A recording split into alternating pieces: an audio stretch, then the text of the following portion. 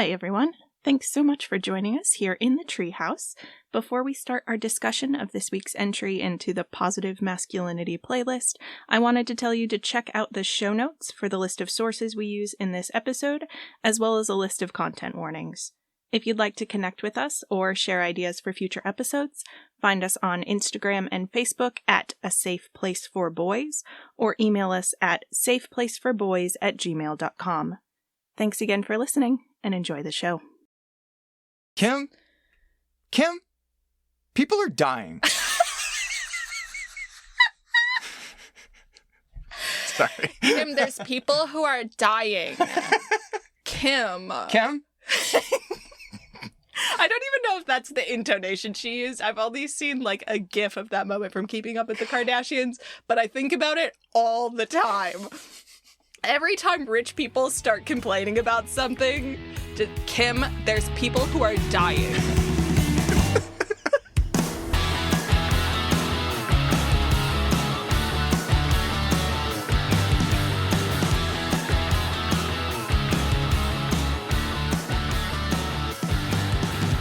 Welcome back, everyone, to A Safe Place for Boys. I'm your reluctant co-host, Spencer Bennington, here with Kelcee Sykes, as always. I was trying to do that and then work in the tagline, but that's not how taglines work.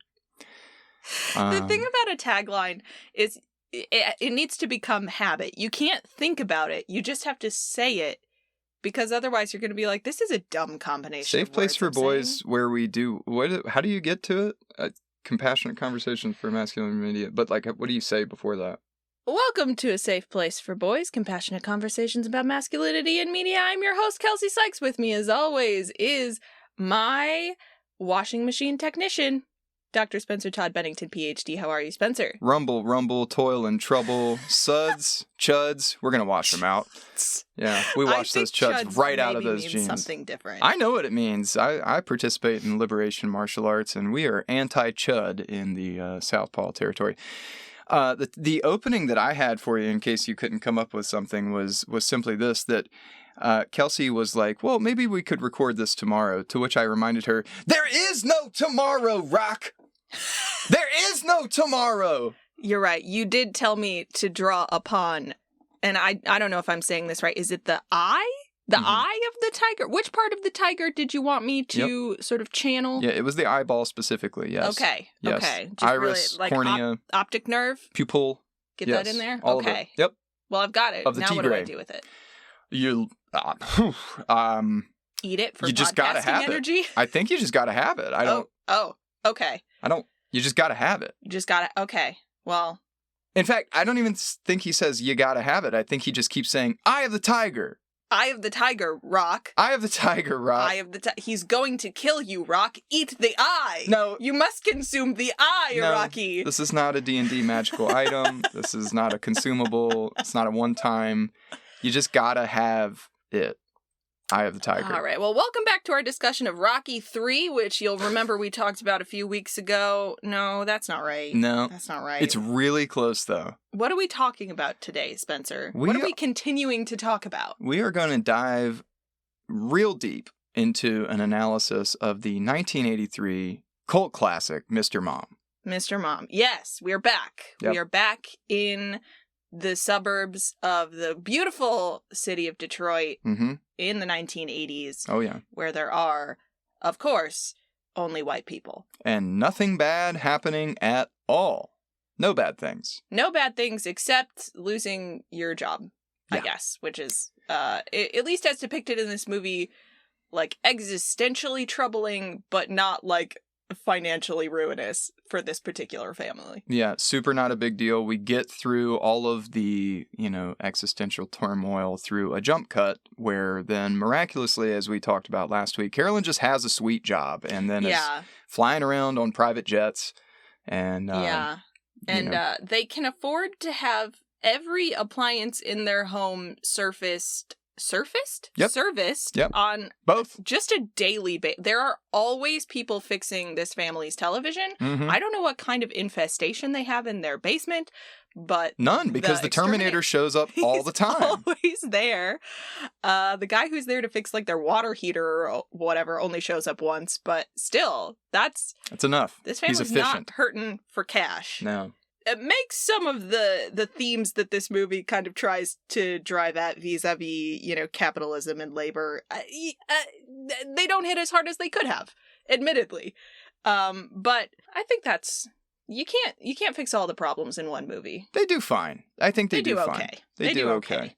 And, I think the big question with a movie called Mr. Mom is, well, how well does it handle issues of gender and parenthood?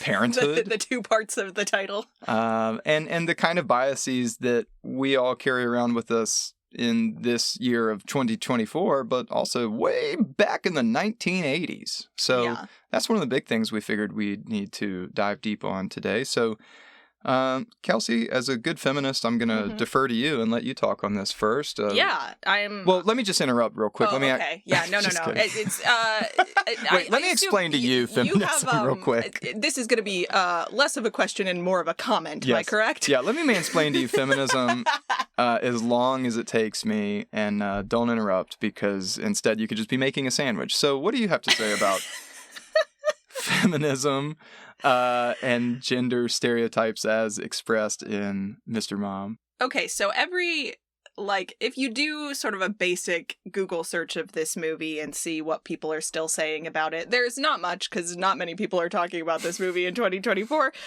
or any time in the last 30 years, but I did find this sort of slew of articles basically being like, is this a forgotten feminist classic? Oh my god, did they make a feminist movie in the 1980s? Could it be? Have they done it in this whole time and it didn't fix everything? No. Oh my goodness. And I'm partially inclined to agree with those people. I think this movie does have interesting things to say specifically about gender and, to an extent, the work of parenthood, speaking of labor. So this movie is made in the early 1980s. And at that time, being a stay-at-home dad was, by all official reports, just a wild minority in the United States. And there are official reports. Kelcee's about to cite some statistics, some dad-tistics. There are reports from the census data from the late 1970s that only 6 men in the entire country self-identified as stay-at-home fathers. Whether those numbers come from, people not wanting to talk to census takers or not wanting to admit that they were stay-at-home fathers, or just saying yes, I'm unemployed, right, not wanting to take on the label of specifically stay-at-home father, or just not even thinking of that as a label or an identity that you could take on as a man at that time. That's kind of my theory, is if you asked someone that didn't have a job who was a man in the 70s, they would say, yeah, I'm unemployed. Yeah, they wouldn't say, oh, I'm staying at home to be a good father to my children and to take care of our house and do domestic labor. Right, yeah. If you were to, ask people to list, the tasks that they did in any given day, an unemployed man might have been well, I take my kids to school and I buy groceries and I, sweep the kitchen or whatever. Hopefully. Well, maybe not. Maybe not. It depends on what stage of ego death they're in. But given that, either there weren't very many men taking on this role, or it was not a role that men wanted to talk about having taken on, this movie did not depict a part of the dominant culture at the time. We were kind of joking about this being, an upper middle class white family, which it is, but just the fact that a movie in 1983 is talking about men's domestic labor means it is talking about a viewpoint that was in the minority at the time. Mm-hmm. And I tried to really drill down on this research. So all of this is going to be sort of a theory that I believe has very good support for it, which is, I believe John Hughes coined the phrase Mr. Mom. I believe he is the first one to have publicly used that term. So If you look in the Oxford English Dictionary, the first use of the phrase Mr. Mom, at least according to the OED, comes from a 1984 article from the New York Times. So I was like, okay, what is that New York Times article about, though, OED? Yeah. And if what they're referring to is an article called Hollywood's Winners and Losers in '83, which is the article that I could find when I did this search, which came out in January of 1984, then that article is in fact referring to the movie Mr. Mom, which means that in fact the phrase Mr. Mom is older than that article, and it does in fact come from this movie, and that is in fact what John Hughes had titled his script. Yep. So, as far as I can tell, which again, maybe I'm wrong. Let me know if I'm wrong, if, you have access to some secret archives or something. But I believe John Hughes and this movie is the reason that the phrase Mr. Mom even exists. The idea originated in the 80s. Could be. And to the point we were making earlier, I think that sort of reveals something about a changing cultural conversation. If you had 6 stay-at-home dads in the 70s, and then suddenly you have this grand economic recession, and a lot of people's roles were changing both in their careers and in their houses and in their communities. Suddenly you had reason, impetus, or exigence, for those rhetorical scholars out there, to start coming up with creative ways or funny ways or just different ways of communicating the fact that, well, here is a man, here is a father, and they have found a different way to behave and interact with their families and their homes. And thus the probably originally a little bit slapstick title, Mr. Mom, was, emerging. Yeah, there's the other, sort of slew of articles that you find if you just Google the phrase Mr. Mom is just a bunch of people being like, I don't think we should use this term. I think that's hurtful. Yes. Yeah. I agree with you. It is an unnecessarily gendered term. It does sort of imply that there is something emasculating or feminizing about being around the children that you brought into the world with your own actions. But I also think that I'm really trying to, as a person, think more from the perspective of, the audience that would have received this at the time. And, for those 6 men who were so alone in the world, it was probably kind of a cool feeling to see a mainstream movie that's like, hey, we're going to talk about this group of people who maybe themselves are choosing not to let people know the type of work that they do, or, other people are trying to put them down for a choice to, again, stay at home with the children that they created. Mm-hmm. Or what has happened so many times in other parts of history, there were larger groups of these kinds of men, but their history and identity was being erased by a more dominant cultural conversation. Right, yes. It is not a coincidence that this movie reflects a time period of economic turmoil. As I was watching this movie, there were these very eerie moments of parallels to early pandemic situations. Just thinking about, there was a period in this country not very long ago where kind of every parent had to become a stay-at-home parent, or a great number of them did, and they didn't have a choice. And I imagine that even, regardless of gender, people who were very used to one particular lifestyle and relationship to child rearing suddenly had to very quickly get used to another one in very stressful external circumstances. Yeah. I mean, this film kind of gives us the fiction of, all right, we come from decades and decades of the American family being supported by one breadwinner that goes out and gets a job and brings money home to the family. And so this film says, oh, but wouldn't it be interesting if that person was the mom? Whoa. But actually around this time period, what we saw was a trend of 2 parents leaving the home and going and doing full-time careers, which meant that children were spending more and more time in childcare facilities away from their parents, right? Yeah. And so, I grew up in a household where both parents worked. I feel like that was the most common thing for 90s kids and still today. And then suddenly, as you just pointed out, during the pandemic, both parents were working from home, still working, but then having to figure out what it meant to actually do the day-to-day taking care of their children for 8, 10, 12 hours a day, you know, and like it is that sort of crash back into reality of like, what do you mean you have oatmeal all over your face? Like, why are there GI Joes in your, oh my God, no. Yeah.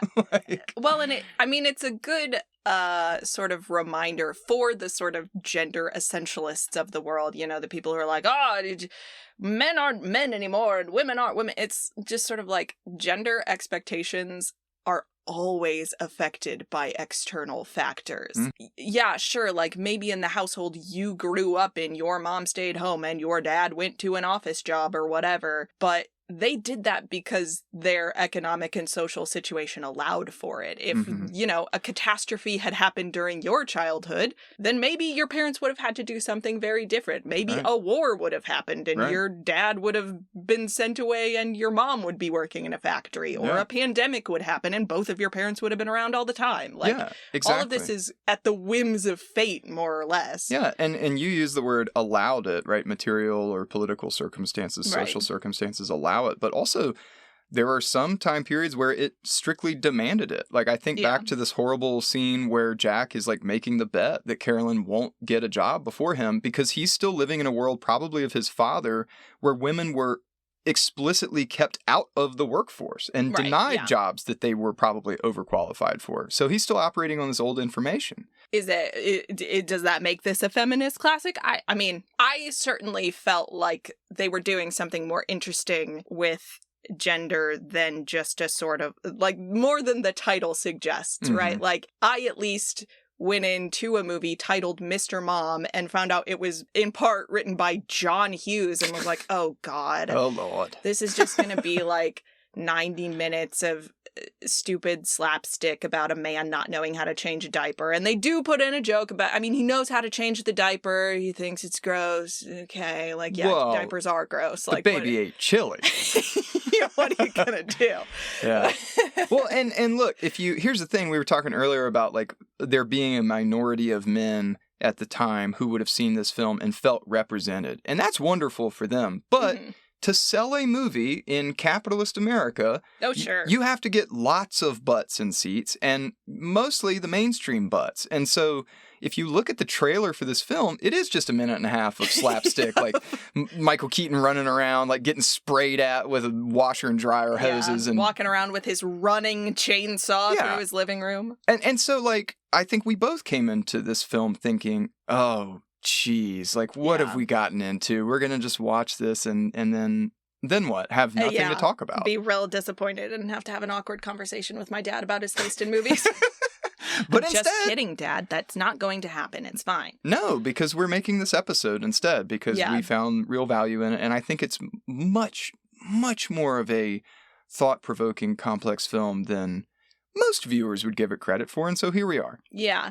Kind of on the flip side, like from, I guess, the female perspective, if I may be permitted to speak from the female perspective for a moment. You are allowed. Thank you so much. I had like two concerns going into this movie about like how the mom in question, the mom, not the Mr. Mom, was going to be depicted. I was like, okay, either they're going to like show her going off into the workforce and it's going to be, you know, such a horrible, relentless gauntlet of garbage that she's going to like realize the error of her ways and say, I won't work anymore. I'll come back home and stay with the kids. When actually that was more of like Jack's narrative. Right? Yeah. Like... yeah. Well, and the other thing I was afraid of is that she was just going to descend into the 80s stereotype of this like cutthroat shoulder pad woman caricature who again is not really a person who exists in the world, but she would just become like this horrible girl boss who has to be like defeated by her husband in order to protect the children from her terrible influence or whatever. I expected this film to revolve around stereotypes. So the only way Carolyn could be successful in a man's world is to behave like a man, whatever the heck that means, right? And so hence the shoulder pad stereotype. Think Angelica's mom on Rugrats. Yeah, exactly. Exactly. Right. I was really pleasantly surprised. I think there is a very nuanced conversation about domestic life versus work. It has so much less to do with gender than it does with just those factors we were talking about before. Like, how do you learn to survive in a world that requires you to go to work? You have to be able to pull in a paycheck in order to like keep your house and buy food and stuff. So like, how do you balance those demands versus other parts of your life that you can draw meaning from? It's strange to me that this movie doesn't get talked about more, given the sort of backlash to women in the workplace. I just think about all of the like weird like sex thrillers from the 90s, like Basic Instinct and stuff like that, where it is always nice family man Michael Douglas, because they're all played by Michael Douglas for some reason. That man, familiest man was working in the 90s. But nice family man Michael Douglas has to defeat evil corporate sexpot who wants to use her vagina to ruin his nice family. He's being assaulted on all sides by sexy women who want him, despite the fact that he is, and I repeat, Michael Douglas. Why are all these women so excited about Michael Douglas? Glenn Close, call me. I just want to talk. Anyway, in a world of Michaels, be a Keaton, not a Douglas. And then, like, in real life, Michael Douglas was also like, well, I make all these movies because I really just feel like men are being so assaulted by all of these aggressive women, and, like... It's a war on men out here, yeah, Kelcee. It's a war on men. It's a freaking war. And, like, that being so much of the backlash in the 90s, that it's a shame that this movie has gotten buried the way that it has, because I really feel like it pushes back both on the idea that, like, it's a war on men out here. Like, you can be a man, Michael Douglas. It's fine. No one's telling you you're not allowed to be a man anymore. Relax. But also it presents this vision of a woman at work who is like, yeah, I am good at this job, and I do like that it makes me feel competent and valuable, and also I like to be around my kids, because again, I did make them. Yeah. I like them. Yeah. It's to your point, I don't think this is so much a movie about gender as it's a movie about labor. And what does that mean? What does labor or work mean in a capitalist structure, right? Where we need money, but those external validations are very rarely the most important things to us if we really search deep down. And instead, things like our community ties, our family bonds, and the ways that we value and treat ourselves in these complex, difficult worlds. That's what ultimately matters, and that's why I like the ending of this movie so much. And I think that balance of the, like, where do I find meaning from versus, like, what do I have to do in order to survive is, I think, what makes Carolyn in particular such a, like, compassionately rendered character, and how she avoids those stereotypes, because she is a well-educated professional woman who chose to leave her career when her kids were very young, as, like, a lot of women were raised just to expect to be a part of their life, especially at that point in time where it was like, well, no, you have a kid and you stay home with the kid, at least until the kids are old enough to take care of themselves. And then maybe you go back to work if you're lucky. You know, because she is raised to believe that's something that's going to happen to her, she, as she says, she can learn to, like, take pride in that work, where she says, I took pride in the fact that I was raising good people. Like, that was worthwhile work to me. Because that was a message she had received her whole life. You are a woman. The thing that you will find meaning in is raising your children. And even if that's not totally true for her, that's still a thing that she can kind of carry around in her heart as a backup if the work thing doesn't work out for her. Rather, she's seen both sides of that coin, right? She's found value in both because she finds value in herself in relation to the world. Right, yeah. And, like, in fact, it is that sort of self-confidence and that sense of worth that she's gotten from her time homemaking and raising her kids and running a household and all of that. And that is, in fact, what makes her good at this particular job. Yeah. That's the expertise that she has that no one else in that ridiculously smoky boardroom with all of the garbage on the table has.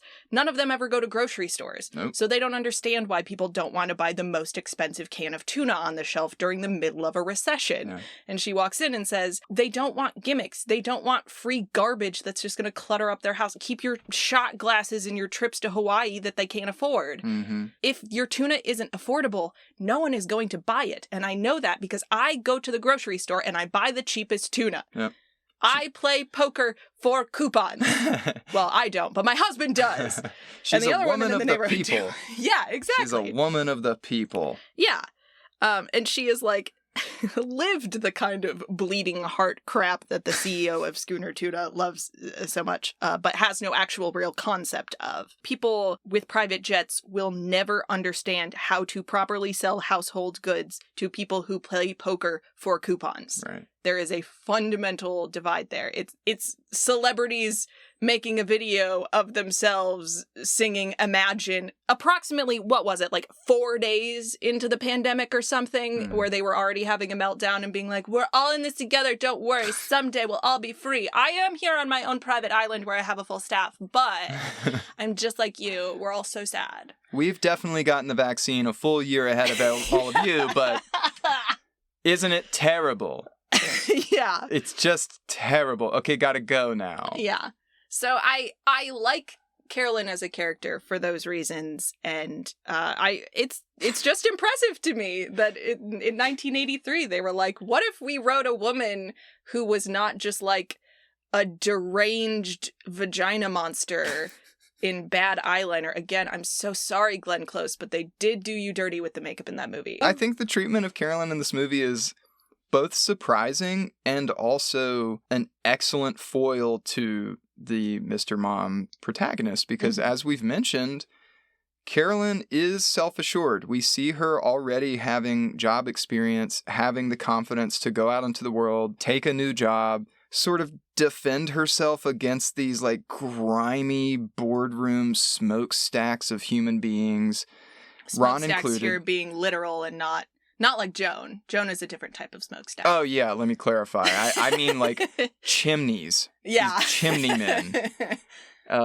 But yeah, like, see, she is self-assured throughout the entire thing, and even when the work gets daunting and she is, like, coming home extremely late, not having dinner, taking work with her and reading it and falling asleep on the couch, right? Like, she doesn't really crack under any of that pressure, and in fact, by the end of the movie, she's making multi-million-dollar deals in the 80s. Like, yeah. Wow. Yeah. Like, she's kind of awesome, actually.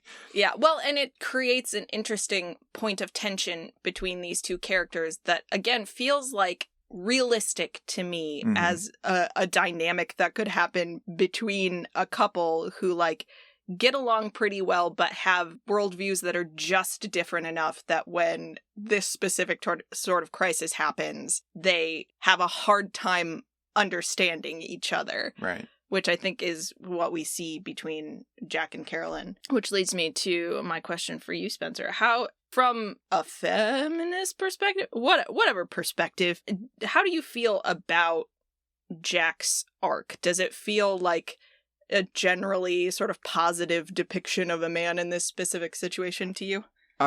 Yes, short answer, it does. Okay, roll credits. Great, fantastic. Moving on. I want to pause actually for a second for our listeners who might have like some hang up about the theoretical word feminist as we're using it here, and even you kind of just hesitated there for a second. But like, yeah, I'm for sure going to do a feminist read of this male character, and to me, and I'd like you to help me here, this is not me mansplaining feminism to you, and, like, actually, right? But no, you're mansplaining it to the audience, yes, which is fine, because they are an amorphous blob. Well, I just wanted to take pause here and suggest that when I say that term, what I'm hanging my hat on is like literary training, where I think of feminist theory as a way to approach texts and books and media and film that just simply asserts that There are no inherent differences, strengths, weaknesses between what we might call the sexes or genders, that in fact, like, the entire sort of feminist theory and feminist movement is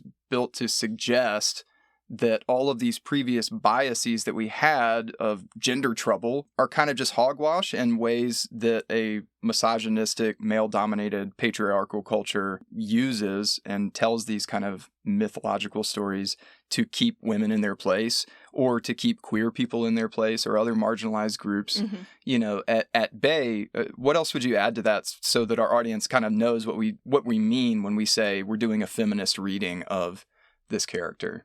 Basically, as we were talking about before, if the patriarchs of the world, if the misogynists of the world were right, we wouldn't be able to adapt our behavior as men and women to changing circumstances. You wouldn't have seen women join the workforce in the 1940s. It wouldn't have been possible, supposedly. Or if it had been possible, like, all those planes would have just fallen apart because women don't know how to hold a wrench or whatever. Their arms are so weak. How could they possibly rivet? Yeah. So at least one of the things that feminist thought seeks to do is just to say, like, well, what about this? Yeah. And what about that? Why is it possible? Like, why are there gay penguins? Yeah. Like, why are there women who never get married? Like, if these things are supposedly impossible, why are they happening? Yeah. So the big idea that I think we can just give you to take home is that gender is a social construct. Yes. And when society is based around things like, let's just say, the Bible, which informs a patriarchal state of being and an older tribal mindset of how to take care of family and community and who earns money and whatever, or various sciences and pseudosciences that seek to explain biology with a limited understanding, then these are fuel for oppressive systems to reinforce a position of power for, in this case, men, and reinforce a position of subservience to, in this case, women, right? Broadly defined. Right. And so that's why I think this is a great movie to actually talk about that, because as we've already mentioned, the idea of gender being socially constructed plays out in this film in real time. We see the man sole breadwinner lose his job. Mm-hmm. We see the female homemaker, caretaker, gain a job, and it does not radically change. It does not change their identity really at all, especially in Carolyn's case. Now, back to the question you asked me. How does Jack handle all this? Well, that really is the trouble, because when you occupy a position of power for so long, you take it for granted, and you really do start to believe that gender isn't socially constructed. Well, I've had this the whole time. This is the way it is. Mm-hmm. And the danger in that is you cannot imagine a world or a future where it might be different and where you might have to change, because change is hard. Metamorphosis is a painful process. And we see that in Jack. Yeah. And so what I would say to you is, on the level of believability, on the level of, reality, I think Jack's character is actually pretty amazing. The first 10 minutes of him being Mr. Mom is all the slapstick, nonsense that we kind of expect. And we talked about that in the synopsis. Well, and, some of it is just fish out of water. The movie, even at its sort of goofiest and the most like, oh, this guy can't do anything right, it's making the argument that the reason he can't do these things right is because no one has ever told him how. Mm-hmm. I think I made a joke in the previous episode about, like, why doesn't the school just have a sign telling you how to pull into the parking lot? Right. Why is that some kind of, like, received knowledge, some oral tradition? Mm-hmm. Put up a sign. Well, and we also made fun of him for having this presumed engineering and army background. And not being able to, like, load a washing machine. Like, that is that I'm a little less impressed by. Well, my only real answer to that is, like, okay, well, in a world where it was expected that men are the ones who get the jobs, there's also a level of entitlement there. There's also a level of, like, well, we can't hire a woman. That would be ridiculous. We might as well hire this. Well, at least he's a guy. I mean, he says he's an engineer. Yeah. Yeah, you could probably design a car. Wow, fuck it. It's fine. So yeah, I think what we see is both fish out of water and also a person reckoning with the fact that maybe he's not the best. Yeah. Yeah, maybe the stuff that his wife has been doing all this time has been difficult and complicated and had a learning curve to it that she had to navigate probably by herself. Yeah, it's the movie in general does have a high respect for the work of homemaking. Even at the most slapstick, I didn't feel like the movie was saying, isn't this work beneath him as a man? It was more like, isn't running a household occasionally the most chaotic thing in the entire world, especially when you have 3 children, like under the age of 6 or whatever, and like a bunch of people coming in and out of your house at all hours to fix things, and you got to remember all these different timetables, and you got to figure out like how to pay for the most amount of food with the least amount of money, and you got to figure out all the different types of cheese, and who even knew there were this many types of cheese, and it's stressful for him, not because he is a man who like is genetically incapable of doing it. It's difficult for him because it's difficult. Yeah, it's difficult for anyone. And the thing we know about his character, though, is it's also difficult for him because, unlike Carolyn, he's not a man of the people. Yeah, like, true. He doesn't really know things about the world around him. He doesn't seem to have a lot of practical experience. He's had this seemingly pretty cushy job until he didn't. And then he was thrust into a world that he did not understand. And he found out that perhaps some of his fights were fixed. What? Now, what? No, why are you talking about fights, Spencer? Because the moment I fell in love with this movie was 5 minutes in when this utter clown was trying to talk to 3 assembly line workers about the Rocky films. Which Rocky movie, though? Which one was he talking about? He doesn't know. He doesn't even know enough of the broad strokes to make a compelling sort of motivational poster out of what any of the Rocky movies are about. And that's when I knew this film probably had something interesting to say. There are a number of Rocky references in this movie. There's the conversation that he has in the beginning. I'm going to see if I can name them all for you. See if you can name them all. Okay, so at the beginning, talking to assembly line workers, they specifically ask him which Rocky. When he suggests, hey, fellas, don't worry, it's just like that Rocky movie. The reason they ask him is because it is actually very important to know which Rocky movie we're talking about, because they all stand in as their own parables about either how to deal with yourself, how to deal with internal versus external opponents, how to become a champion, right? Whatever you want to call it. So, and he doesn't get it. So that's number one.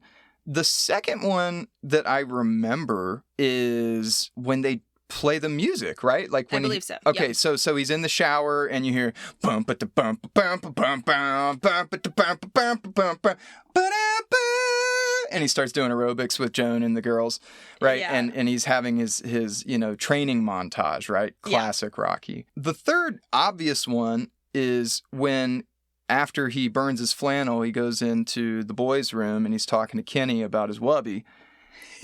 At which point we can see a wall on the set that we haven't seen previously in that room that has an explicit Rocky III poster on it. Yes.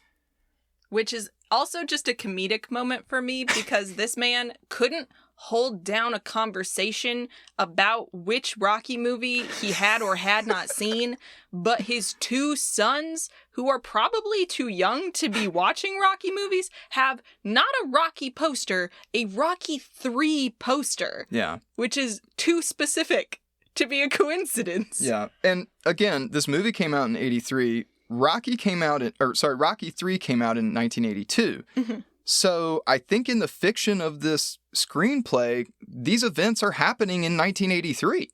Yeah, that movie just came out. Yeah, like that poster is new, people. Anyway, those are the 3 big ones. Is there another one I'm forgetting?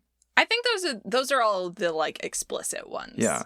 So, as soon as those guys on the floor started asking him which Rocky, my brain turned on and I was like, oh, okay, well, which Rocky is this movie going to be about, actually? And I figured it out by the time they hit us over the head with the Rocky 3 poster. To me, I'm glad that that's the sort of one that's actually invoked, because Rocky 3, after rewatching, I'm pretty sure is my favorite Rocky out of the Rocky movies, if we're not including the Creed franchise. Because if we're including Creed, I think OG Creed is the best of that whole batch. But Rocky 3 is an amazing film, and we're going to recap it a little bit, because as soon as we watched Mr. Mom, I was like, Kelcee, go back to the library. We got to watch Rocky 3. Get the Rocky 3 DVD. You have to see it. Now, why, Kelcee, did you allow me to show you Rocky, and then I don't think you ever watched Rocky 2? Do you want to give us just a Rocky 1 and Rocky 2 feedback real quick? Okay. The thing about the Rocky franchise is that it makes me deeply and desperately sad. That's the point. In a relentless way that I personally don't enjoy in a movie viewing experience. I know, at least when watching Rocky, and you're right, I can't remember whether or not I watched Rocky 2. I don't think you did. I don't think I think maybe I watched the first 5 minutes, was like, I can't do this again. Because in the first Rocky, the actual core story of, down on his luck guy who thinks he's maybe not worth anything, gets this freak chance to prove himself in an extremely public way and, really grabs onto it. No, he doesn't emerge victorious, but he goes the distance. He goes the distance, which I'm told is a phrase that I use incorrectly sometimes. No, you got it. He goes the distance. He goes the distance. He went 15 rounds with the heavyweight champion of the world, Apollo Creed, and he didn't lose. He didn't get, he lost, but he didn't get knocked out. Yeah, and okay, on one hand, the bones of the story, I'm yeah, okay, that's compelling. I like that. It bothers me that what it means for Rocky to go the distance is that he can just get hit a lot. Yeah. Because the sort of subplot of at least Rocky, and it continues to be a theme, is there's also a love story. Mm-hmm. And poor Adrian is exposed to violence from her brother that kind of just never gets addressed. The movies just kind of are well, that's Paulie though. Yeah. That's what he's like. And it's he's kind of a gross guy, but nobody is ever hey, Paulie, remember that time you tried to kill your sister with a tire iron? Yeah, I mean, that bothers me that you did that, Paulie. We watched a pretty good YouTube video essay about the quote-unquote male weepies. But yeah, we'll link that in the description. It's good. The point that I thought was really salient in that, comparing the Rocky movies to Good Will Hunting, is these characters like Paulie and Chucky in Good Will Hunting, these other kind of roughneck blue-collar guys, are there as stand-ins to show the divergent path of what our protagonist could have been. Yeah. And Paulie does that so frightfully well. Part of the reason we do this podcast is to try to help boys not grow up to be a Paulie. Yeah. For real. Yeah, I dislike Paulie, and for me, again, I'm always gonna latch on to the female character, and Rocky is certainly a better person than Paulie. He's almost too weird to be Paulie. He's a strange man. It's heartbreaking to think of what it means to love someone who is so drawn to self-destruction. Yeah. And that his one thing in the world he takes pride in is that he can get hit in the face so many times in a row. And that is just so heartbreaking to me that I kind of can't stand it. Sure enough, by the end of the second movie, he earns the belt. He beats Apollo Creed and becomes the heavyweight champion of the world, which is where Rocky 3 begins. Mm-hmm. Rocky has the belt. It's amazing. But, we see this character, Clubber Lang, played by Mr. T, his breakout film performance, sort of jeer at Rocky in the tradition of Jack Johnson from the early 20th century, claiming that he's not a real champ. He's a puppet, and he's taking these easy fights, fighting these bums, as he says. And wouldn't you know it, that later on in Rocky 3, it is revealed that actually the manager, Mick, has been handpicking these pretty easy fights for Rocky so that he can maintain his title, he can maintain the spotlight and keep getting these endorsements so that he has the money and the material success to actually take care of his family, because it's not just him and Adrian anymore. He has a child. He has Robert. And so when Jack is having this conversation with the assembly workers, they ask him specifically, was it Rocky 3? Who was he fighting? Was it Mr. T there? Was Mr. T there? Was it the guy with the mohawk? And whenever you ask me about Rocky 3, my immediate thought is, well, that film's not about going the distance. It's not about becoming a champion. That film's about trauma. Mm-hmm. That film is about fighting the toughest opponent that Rocky will say later, which is the man in the mirror. Mm-hmm. You know, the person that lives in us all, that shadow of doubt, that fear of losing, that fear of not being the best, and that fear that something can ultimately break you that you can't come back from. And so when you asked me the question about Jack and masculinity and all of that, what I thought was most striking is not the little funny bits where he's bad at being a caretaker and a homemaker. It's the part of the film where suddenly we see him wearing the same shirt. He's not really paying attention to the chores around the house. He's drinking and watching soap operas. He's not paying attention to what he needs to do to provide for his children. I think of that scene where he uses the iron to grill the sandwich or whatever. He smushes down the grilled cheese. And he's stapling the blanket back together. Yeah, he's going through the motions, right? Yeah. Just barely, though. Yeah. And so it becomes evident that something is really wrong. Like, he's gotten through the initial shock value of, wow, this is hard. This is a new challenge, right? And so weeks or months in, he gets to the drudgery phase. Mm-hmm. To bring it back to Rocky 3, which is obviously what I want to talk about. The core sort of issue in Rocky 3 is not that, you know, Rocky is a sort of fake champion, and when he does fight Mr. T, Clubber Lang, in the beginning of the movie, he loses. He gets knocked out in the second round. Mm-hmm. The issue is that, in one way or another, results in the death of Mick, this father figure for Rocky. And so what we see is a Rocky who is battered, beaten, and emotionally bruised. He has no way of coping or dealing with not only the loss of his championship, but the loss of his trainer, and really the only person that we've seen on screen treat him as any kind of a parent at all. And so when Apollo offers to train Rocky a different way, to take him out west, to help him become reborn in a way. To capture the eye of the tiger, as Carl Weathers says like 8 times. So many times. That phrase... Speaking of coining phrases, the Eye of the Tiger was written for that movie. Yep. No one was using the phrase Eye of the Tiger before Rocky 3, and it is buck wild to see Carl Weathers being like, you gotta get the Eye of the Tiger, Rock, when it's like, hey, Carl? Hey, Apollo?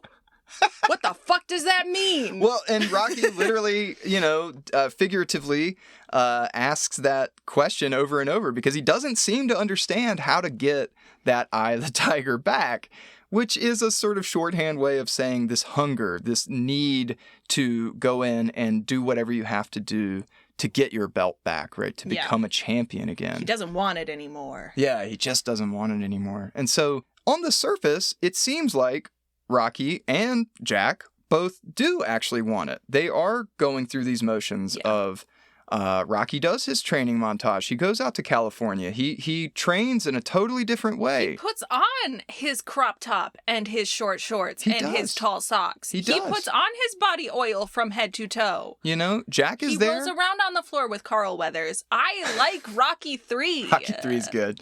It's a better movie. Jack's there. You know, he's sort of buying the groceries, sort of grilling the cheese. You know, he says... That first day when Carolyn's going off to work, when she's like, a lot of men would love to be able to spend more time with their kids. He's like, yeah, genuinely. I know. This is going to be good. It's going to be great. Yeah. And I think that's what Rocky thinks, too, is that it is just going to be as simple as hitting the bag, doing some new speed drills, and really pushing himself to the limits again. And then he'll be the boxer that he wanted to be. But there's a lot going on in Rocky's head. Rock has to forgive himself or to let go of the idea that he's somehow responsible for this grander loss.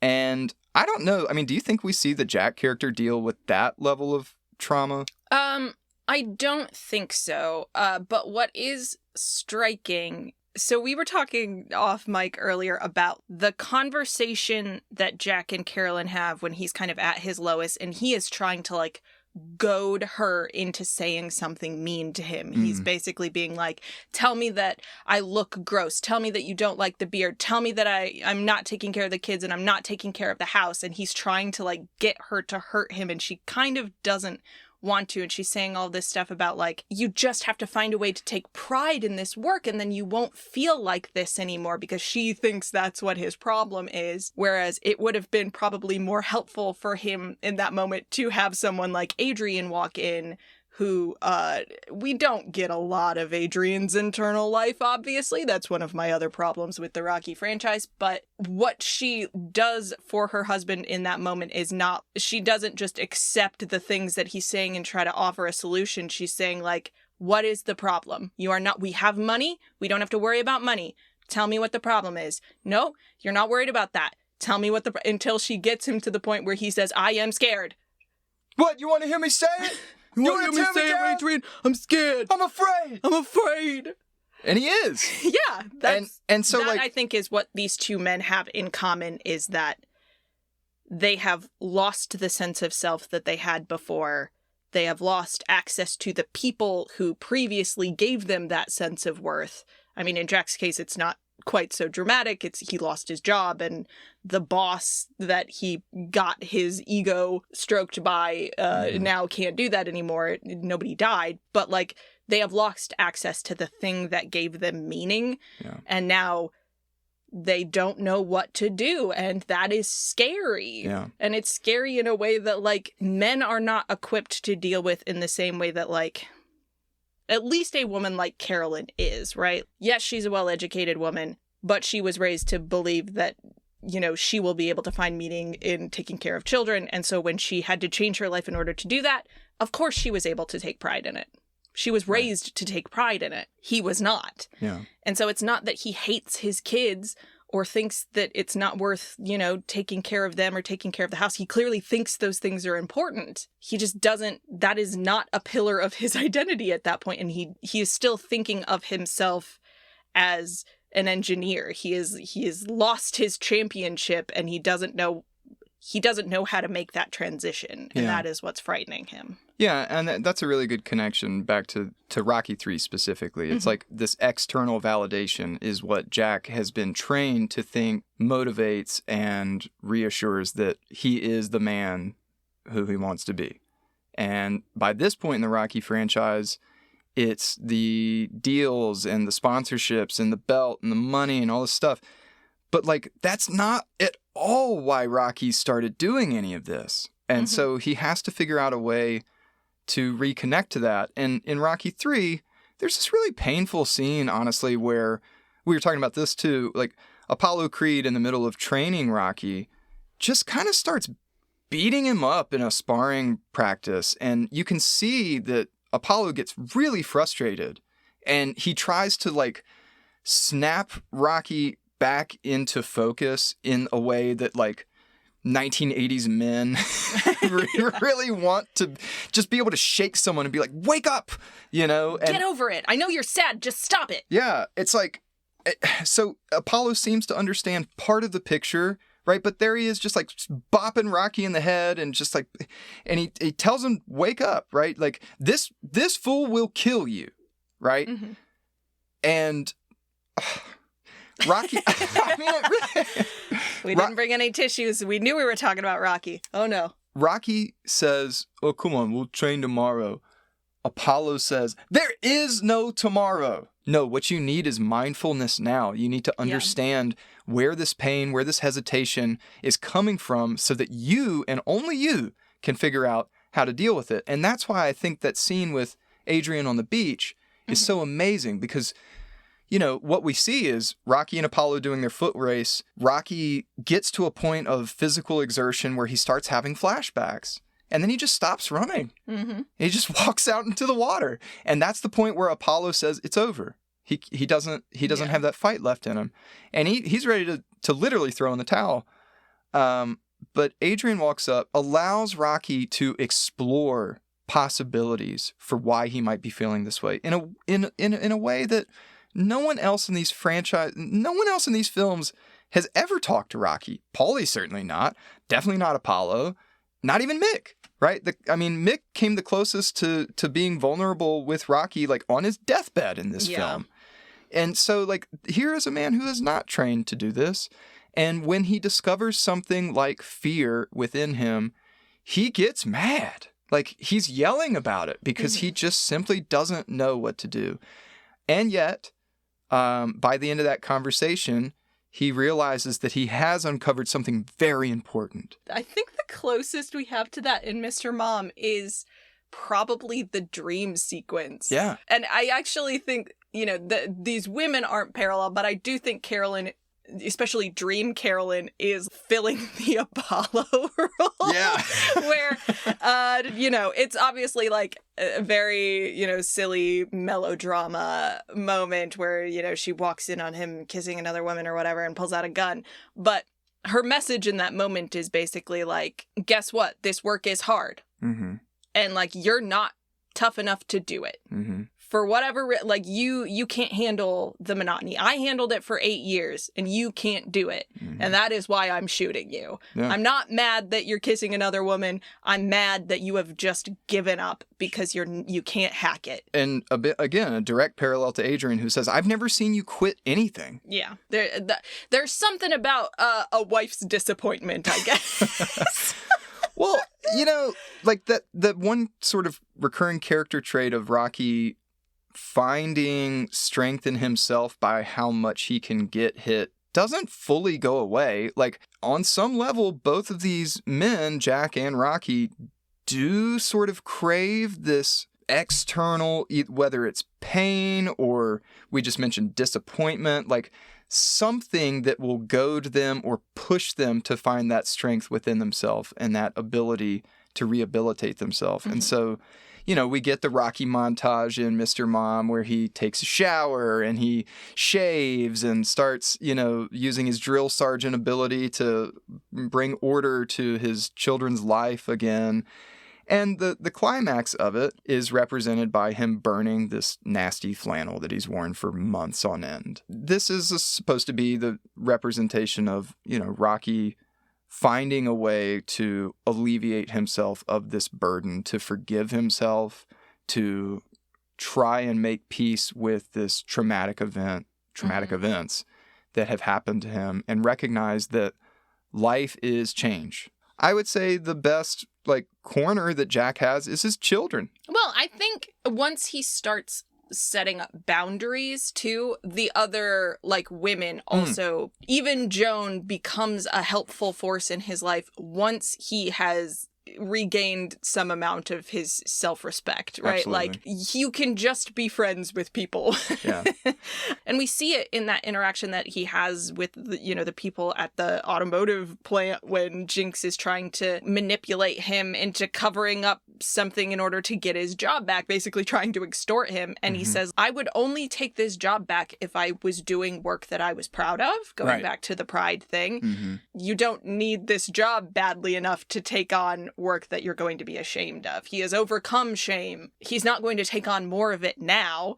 Yeah. And then we see him being able to interact with his group of poker ladies in, some very fun ways that he might not have thought were so fun before he had settled into his new world and accepted his life as it was and decided to try to make the best of it and all of that. Right. For me, it's like, why do they hit us over the head with the Rocky 3 poster when they do? Well, this is directly after Jack makes the big decision to burn his flannel shirt in front of Alex and Kenny. And then Jack has this really kind of funny talk. We mentioned it last time about the heating blankets and the quilts, and you're going to, slippery slope. Slippery slope, Ken.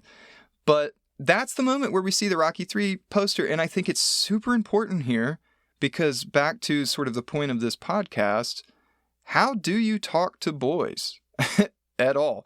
How do you talk to boys about I've never known things that, are internal psychological problems or trauma that they just aren't prepared to deal with on their own. And part of the recipe is making sure that you have found a way to deal with your own crap. Like, you can never convince Kenny to allow him to trust you with the wubby and possibly get rid of it forever if he doesn't trust you to be a self-assured father, mother, caretaker who knows how to deal with their own demons. And I think that right there is why we see that poster, why that scene hits so hard. And I love that. I love that about this movie. And it is a mystery to me. Dear listeners, if you know, like, if you can track down this original John Hughes script that was apparently then changed by later writers, like, which probably the later writers included most of the Rocky III stuff just based on the timeline. Like, the original script was written, we don't know when. Y'all, this is the most research I have ever done for one of these episodes. I cannot figure out who actually wrote the final script for Mr. Mom. So, okay, here's my research. Before we dive too deep, I just also want to point out that both our main characters, Carolyn and Jack, do like have a moment at the end where they like literally punch their boss. Oh yeah, which is great. There's also boxing in that way. Nice boxing. Tie the bow. But anyway, tell us about this research.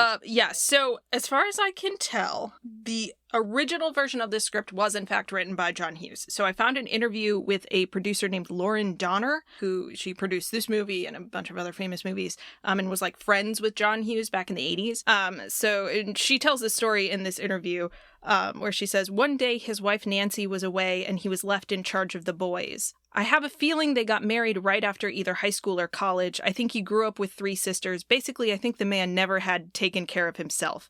Never been in a grocery store, certainly never operated a washing machine or anything like that. So he was telling me about taking care of the boys and trying to cook, and it was hilarious. At a certain point, John said, I have about 80 pages in the drawer. It's this movie called Mr. Mom. Do you want to read it? So, they started making the movie being produced by Aaron Spelling of Beverly Hills 90210 fame, but his original draft got handed over to some other writers because he got in a, disagreement with Aaron Spelling because he refused to leave Chicago. John Hughes just wouldn't leave Chicago. And so they're like, fine, we're giving your movie to someone else. And that interview I just referenced claims that these were writers from Dynasty, which definitely explains the sort of tenor of the dream sequence and like why soap operas feature so heavily. But there are no names. I could not find anywhere. Listeners, if you know who these mysterious Dynasty writers are, send me an email. I would just love to know. So I don't know how much of the DNA of the story is from John Hughes. I certainly, time-wise, I don't think he could possibly have been the one to put all the Rocky references in, but it certainly seems to me that they were like, well, this movie just came out last year and was a real big deal. Let's mention it a bunch of times in our movie. But I'm just flabbergasted because I genuinely want to know who did it because it's so perfect. Like, it's such a great parallel, and it really adds a dimension to the character of Jack and to this, transformation through the film. And maybe it's just because I have such strong feelings about Rocky III, but I don't think so. I think it just works really well. So it's also possible this was just this was the tenor of manhood in the early 80s, is just people trying to figure out how to deal with identity crises and move forward. I don't know. If so, the men in general did not continue that trend, unfortunately, because Michael Douglas showed up and was like, actually, the nuclear family is important and women who have sex are bad. Oh, well, Al Gore begs to differ. Al Gore says women can have as much sex as they want. That's a quote. Yeah. He said that, I think. I think it's in the climate change documentary. It's for no reason I'm slandering Al Gore. Why is this happening? All right. I kind of want to end here on Schooner Tuna because I think, we've talked a bit about labor in this movie and the role that it is seen to serve in the lives of these two people. And so you really like the ending on the Schooner Tuna commercial and this gray suited old white man so sweaty saying, "We're all in this together," and then holding up a can of tuna and an American flag. It's hilarious. I want to hear your thoughts about why they choose to end the movie with the image of that man. So again, I think we have this kind of triptych at play where in the foreground, we see what we sort of expect at the end of the movie, being a rom-com happy ending of the family all huddled together, hugging on the ground. They're focused very much on each other, which is strange because there's a lot going on in their house. Yeah, still, always. There are these two like high-profile CEO types, Jinx, who I guess isn't high-profile. He's just a crook. He's like the sweatiest crook of them all. And Ron, in negotiation with these blue-collar workers who are essentially working as like union reps at this moment. Kind of. Right? They're negotiating for better pay and to bring on these other people and 3 days on, 2 days off kind of stuff. And that's happening in the background. But then in the middle, and then we do zoom in very much at the end, is this newly repaired television set where we see a screen within a screen, and we've already seen behind that screen because we saw the making of the commercial itself where this man was struggling so hard to just say like 2 lines convincingly into a camera because that's how bad he is at talking to real people. Even if they're not in the room, he just has to lie in a camera. Yeah, and at a certain point while they're shooting the commercial, he like asks Carolyn to come up and talk to him because he's like, it doesn't sound authentic. Like I don't feel like it has any like heart when I say it. It sounded so much better when you said it. Yeah, and it's like, of course, CEO Schooner, Tuna Schooner, Mr. Schooner, like whatever your name is. Mr. Tuna? George Tuna. Like, of course, because you don't mean it. You don't even know real people. You can't even say this to a person. You don't know a person. And so I just feel like the fact that it is 3 steps removed and then that's what we end on in that scene, it's hilarious to me because a movie about labor and celebrating labor of all types, those that fit into this capitalist scheme and those that don't, which are valuable in their own intrinsic rights or emotional rights, whatever, then we have this just like king of imbeciles suggesting that that we're all in this together. No, you're not. You're going to be fine. You just spent $9 million on this commercial. Yeah. During a recession. And it didn't occur to you to lower the price of your product until a person who actually buys products came and told you your stuff was too expensive. I don't know that we are quite drifting into like pro-union, socialist talking points necessarily, but I do think an overarching message of this movie is that the corporate world, the capitalist machine, is an absurd enterprise. Yes. The more invested you are in it and the more of your sense of self and sense of self-worth is tied up in it, the more like morally bankrupt you will be.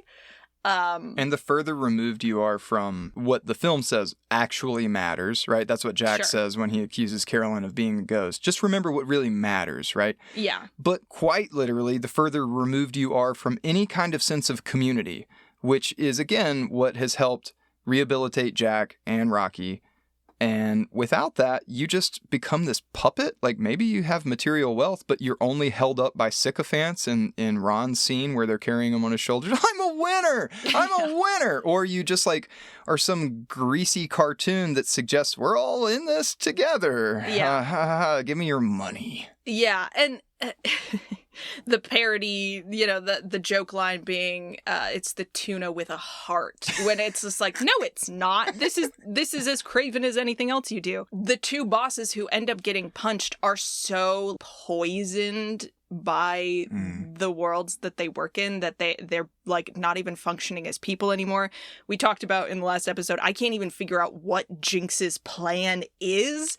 He's just corrupt for the sake of being corrupt and like at every opportunity will try to throw other people in front of the consequences of his own actions, and he becomes just this like nervous rambling wreck at the end because he, it's all finally catching up with him. And Ron is even worse to me because not only does he have this, like, he is so out of touch with the real world that he thinks, like, winning a rigged lawn game is, like, an actual victory, but he can't even do, like, gross boss things right, where, like, he doesn't break into Carolyn's room and try to, like, sexually assault her because he's just a run-of-the-mill misogynist. He does it because being with her would be good for business. Yeah. Like, he's not even attracted to her for, like, misogynistic reasons. Yeah. He's attracted to her for business reasons. What? Hey, Ron, we are not in this together. I can't empathize with that at all. Obviously, like, both of the parents at the end are sort of, like, open to the idea of going back to these jobs. Mm-hmm. But they're going in not from a place of desperation, like Christopher Lloyd, who needs this job so bad he'll jump out a window or whatever. They have an understanding that, like, yeah, no, it's cool to take pride in your work as, you know, an engineer or an advertiser or whatever, but you're never going to get the same kind of fulfillment from that work that you will from, like, a well-rounded life. Yeah. I'm going to, a quote that has stuck with me, a good friend of mine told me once, I value the money that I make at my job, that you can do a lot with money, right? You can do a lot of good things with money, right? But I constantly remind myself, he said, I do not work for my employer. I work for my family. Shout out to you, Matt. That was really good advice. Yeah, it was. And I've taken that into my classroom, actually. It's like, I don't always have to agree with the, you know, neoliberal machine that is the educational system for profit. Like, and I don't really support a lot of the institutions that I've worked for. But at the end of the day, I need their money first. Yeah. And secondly, I remember that I don't work for a university. I work for my students. Mm-hmm. And I think that what we're seeing at the end of this film is two parents realizing that they don't need to work for their employers. They don't need to work for the machine.